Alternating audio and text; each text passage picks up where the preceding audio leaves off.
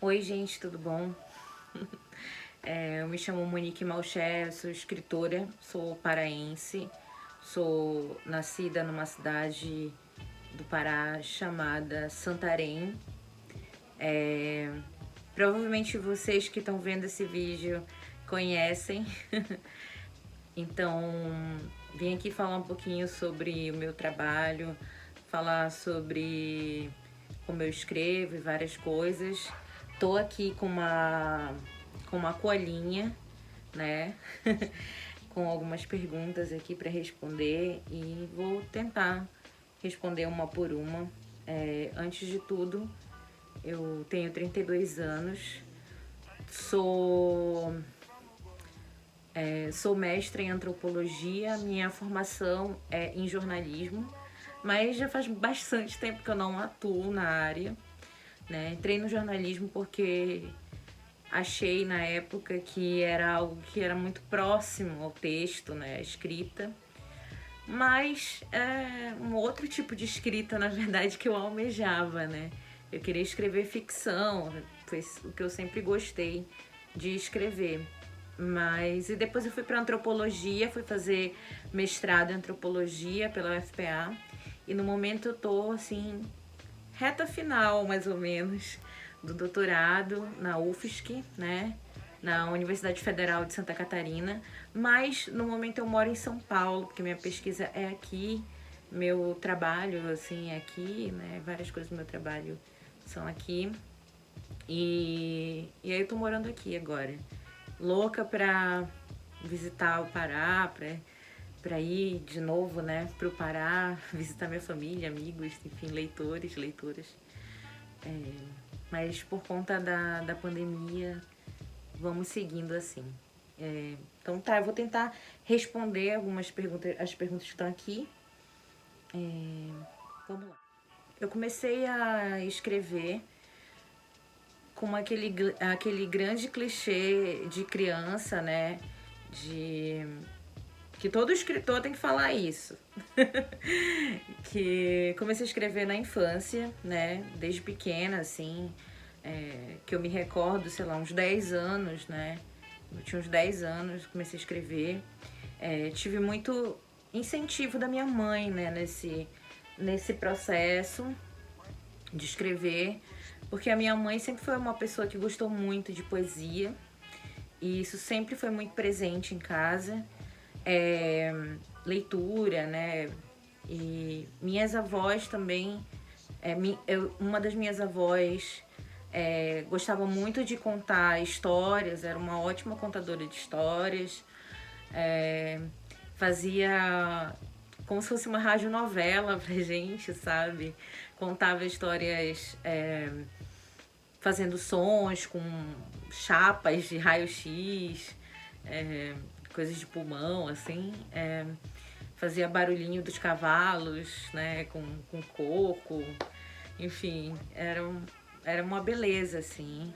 Então eu cresci muito nesse ambiente que a oralidade sempre foi muito forte, né? E também cresci com uma outra avó que era pintora.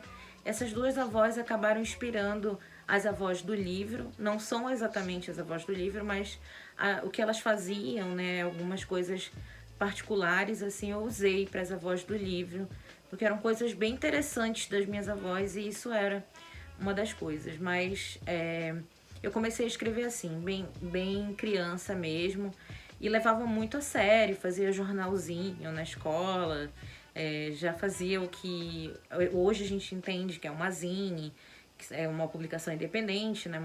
Alguns chamam de plaquete, enfim, livreto. Então eu já fazia isso na escola, já distribuía. Às vezes as pessoas até riam, né? Porque eu já sabia que eu era escritora, já me considerava assim.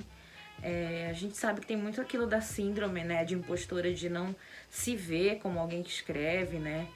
Mas eu não tinha muito isso, eu acreditava, eu sofria mais porque as pessoas achavam engraçado, sabe? Dizer, depois ela vai se interessar por outra coisa. E não foi assim, eu não me interessei por outra coisa, era o que realmente eu gostava. E depois a questão do sarau, né, de ir pra sarau, pra slam, batalha de rua, assim, eu gostava muito. Comecei a vender minhas plaquetes, minhas poesias. Hoje eu não sou uma pessoa que escreve muita poesia, né? Muito poema. Sou da prosa, mas eu escrevia bastante, assim, e vendia, né, em bar, né? Depois as minhas zines eu colocava na mochila e ia vender na universidade, ônibus, onde fosse. Estava sempre preparada, né? Para vender, para ler minhas coisas para as pessoas desconhecidas. Então, escrever começou assim. E eu tive muito incentivo também de algumas professoras que apareceram no meu caminho, professoras de literatura. Eu sempre conto uma história de uma professora de literatura que eu tive, a professora Gersonita, no ensino fundamental, que foi uma pessoa que me apresentou muita poesia, para quem eu tive coragem de ler um dos meus primeiros escritos. E ela, uma professora, uma velhinha, assim, muito simpática e maravilhosa, me disse: minha filha, um dia eu não vou estar aqui para ver a escritora que você vai se tornar. E toda vez que eu conto isso, eu fico muito emocionada, porque o papel do professor no Brasil, dos professores no Brasil, é muito importante e pouco valorizado, né?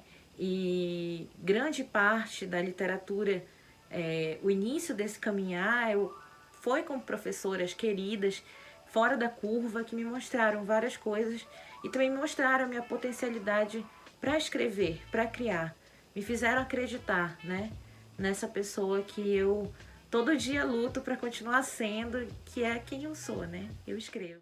A grande inspiração para escrever O Flor de Gume, que é um livro de contos, mas que muita gente fala que lê como um romance, e acho que também que é pela estrutura, né, dele, como ele é montado, como ele foi pensado, rodando em volta de temas e de personagens que se repetem, né? A personagem principal, ela vai caminhar por todos os contos praticamente, e mesmo os contos que diferem ali dos outros em personagem, algo assim, ainda assim eles estão nesse universo do Flor de Gume. Então, as grandes inspirações foram muitas, mas principalmente as mulheres da região norte, mais especificamente paraenses, das vivências, como eu já tinha falado, das minhas avós, da minha mãe, mas não se trata de um livro autobiográfico. Eu acho que até tem uma confusão em relação a isso, porque eu uso ali a narradora como primeira pessoa, né? Então acaba causando essa confusão e as pessoas ligando a mim, né? A personagem principal. Mas a minha grande inspiração foi isso, e para além disso, também debates como a própria geografia do lugar, né? Saber que sair das ideias que muita gente tem, o Brasil não conhece o Brasil, saber que o Pará é diverso, né? É asfalto, é natureza, é tudo junto, e isso é muito complexo e vai para além dessas caixinhas que tentam nos colocar, né? E outras questões que eu queria tratar ali, que me influenciaram muito, além de conversas com mulheres com quem eu convivia, mas também notícias relacionadas à alienação parental, violência contra a mulher, violência psicológica, né? Toda essa carga em sociedade que as mulheres passam, e pensando sempre nessa conversa geracional, né, entre mulheres, porque ali você tem 3 gerações de mulheres conversando, se entendendo, se desentendendo, tudo nesse lugar, né, de muita riqueza cultural, mas também de muita dor, de muita força, de muita resistência, né? Não as mulheres como vítimas, mas em situação de violência, porque é muito diferente isso, né? Ninguém é vítima, a gente tá em situação de violência, significa que em algum momento aquela mulher vai sair. As dificuldades que eu encontro sendo uma escritora jovem, que pergunta difícil e fácil ao mesmo tempo de responder. Difícil pelos sentimentos que ela me traz, e fácil porque são coisas que se repetem. Uma escritora jovem como eu, não sou só marcada pela idade, né? Sou marcada também pelo território de onde eu venho, né? E todo lugar é meu território. mas os lugares por onde eu passo não entendem muito isso, né? As pessoas não querem a presença de pessoas do norte em certos espaços, não é interessante, né, a vitória de pessoas do norte, nem de mulheres especificamente, assim. Mas grande parte das dificuldades que eu enfrento é essa confusão sobre literatura regional, por exemplo. Porque você escreve a partir de uma região, né? Você nasceu num lugar e aquilo tá na tua cultura, na tua forma de falar, de se expressar, algo do tipo. Mas a gente sabe que não existe uma única forma de ser nortista, não existe uma única forma de ser paraense, de ser uma autora paraense. Então, isso também, né, é nos tirar das caixas e pensar que eu não acredito muito numa literatura regional. Acredito que existe traços de uma regionalidade que são várias dentro de um mesmo ambiente, mas acredito numa literatura que eu faço uma literatura que é universal, mas que fala sobre coisas de alguma região e tudo mais, né? É a mesma coisa quando também a gente fala sobre autoria feminina e literatura feminina, né? Que são coisas muito diferentes, porque o que é o feminino? O que é o que são os assuntos falados por uma mulher? Então, eu acho que não cabe mais usar essa coisa de literatura feminina. Prefiro usar uma literatura produzida por mulheres ou de autoria de mulheres, porque essas mulheres vão ter vários tipos de temas, vão estar interessadas sobre várias coisas, vão usar várias linguagens, são múltiplas, então isso nos cabe melhor. Se tem algum autor que eu me inspiro, olha, eu não sei se seria uma inspiração. Tem autores que eu gosto, né? Porque minhas inspirações, elas vêm de diversos lugares. Do cotidiano, da vida que vai se mostrando, né? Da vida que vai surpreendendo, isso me inspira muito, né? As coisas mínimas do dia a dia, os objetos, os lugares, os sentimentos e o que os sentimentos fazem com a gente como humanos. Mas eu tenho leituras que eu amo, assim, autores que eu gosto muito. Como a Conceição Evaristo é uma das minhas autoras favoritas, né? Assim, é incrível, está aí, viva, maravilhosa. E como ela mesma diz, não leiam só minha biografia, mas leiam meus livros. É importante ler Conceição para além da biografia, porque é fortíssima. Gosto muito de Maya Angelou. Eu gosto muito de poesia. Posso até não escrever poemas, né? Mas como eu escrevo uma prosa que flerta muito com a poesia e de uma forma natural, assim. Acho que é porque eu gosto muito de poesia, leio muito poesia. Então, eu gosto muito de Maya Angelou, Sylvia Plath, né? A Sylvia Plath é, assim, um amor incondicional. Gosto da, de como ela fala sobre vida e morte, como as palavras dela são como um punhal, né? E é preciso esse punhal te perfurar para que você sinta o que é importante sentir. Então, gosto muito. E leituras, para citar autores, eu gosto muito de Raduan Assar, né? Lavoura Arcaica mudou muita coisa em mim. E gosto muito de Cortázar. O Jogo da Amarelinha, assim, é um dos livros que eu amo. Sobre as minhas obras. Então, eu não tô com as minhas zines aqui, mas eu tenho... São muitas. Eu acho que quatro ou cinco zines publicadas. Vou publicar uma agora no segundo semestre, né? E de livro, eu tenho uma newsletter, que eu tenho bastante tempo, essa newsletter, que mando textos quinzenais ou mensais, né, para as pessoas que assinam, é gratuita. Tem um link lá no meu Instagram, na parte lá da bio. Bem blogueirinha, link da bio. Mas tem lá e dá para assinar gratuito. E livros, né? Eu tenho Flor de Gume, que saiu pela editora Jandaíra, mas pelo selo Ferina. Ainda tá Pólen aqui nessa edição, porque era a editora Pólen, né? Quando saiu, faz pouquinho tempo aí que mudou o nome para Jandaíra. E a edição foi da maravilhosa Jari de Arraes, né? E esse livro, assim, paixão da vida, né? Também tem um conto nesse livro chamado Trama das Águas, que saiu pela Monomito Editorial, que é uma editora daqui de São Paulo também, mas é uma editora de um paraense, do Tony. E além de ter um conto nesse livro, eu fiz a capa do livro, né? Cabelo atrapalhando. Fiz a capa do livro, né? Uma capa...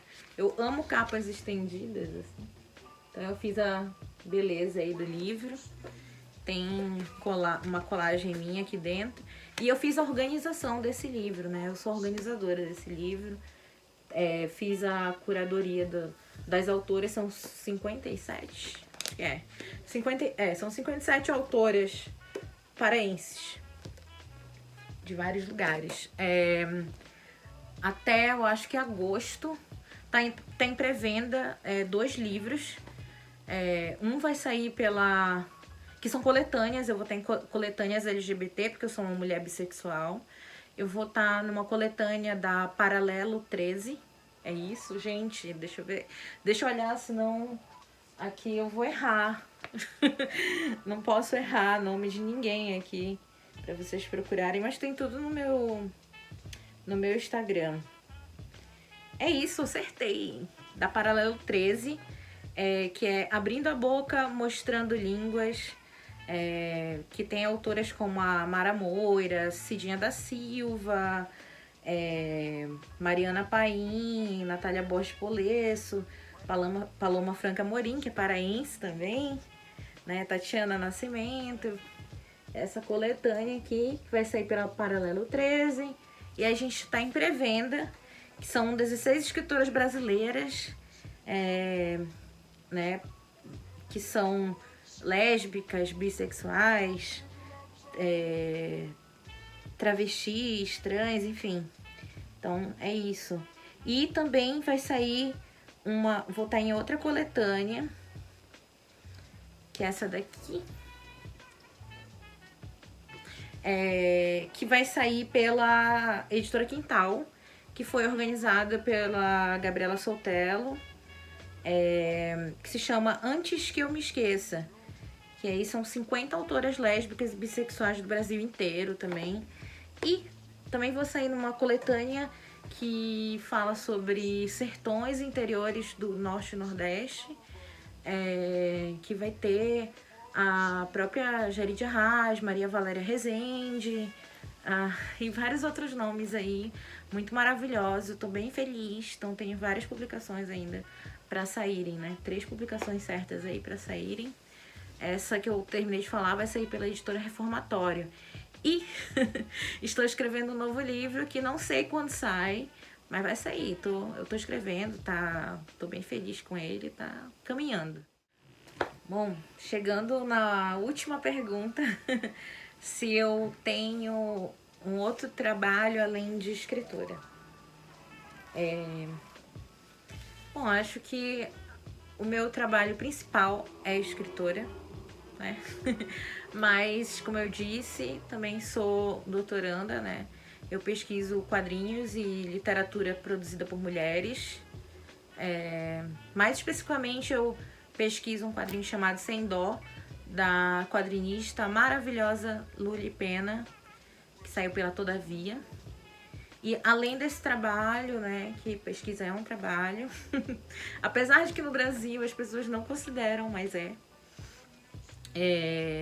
eu também trabalho como capista de livros, né? Eu fiz a capa do Flor de Gume, Trama das Águas, fiz a capa de outras autoras, né? Também tô tem várias capas aí que já estão no mundo e são minhas, que eu fiz. Então, trabalho especificamente como capista, mas eu trabalho com... Eu sou artista plástica e dentro das artes plásticas eu trabalho com colagem manual e principalmente digital, colagem digital e também um pouquinho de pintura acrílica, mas a maioria dos meus trabalhos são colagens digitais. E também eu tenho muita coisa aqui, tinha separado várias coisas para mostrar para vocês, algumas colagens do livro. As colagens do livro, pinturas, que as minhas colagens digitais.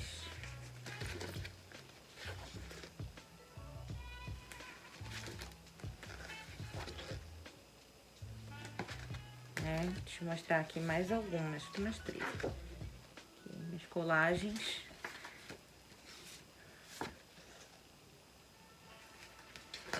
Essa aqui é do livro também.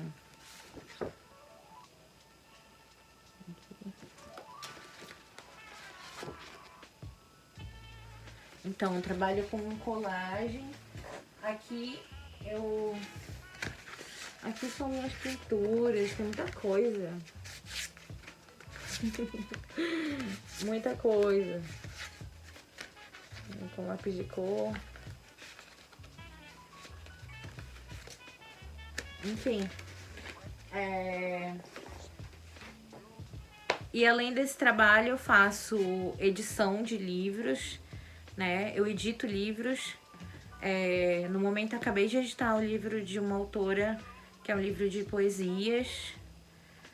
Também faço mentoria para autoras. No momento eu não estou fazendo, porque eu estou fazendo outros projetos agora, mas pego trabalhos de edição de livro, né? Edito livros.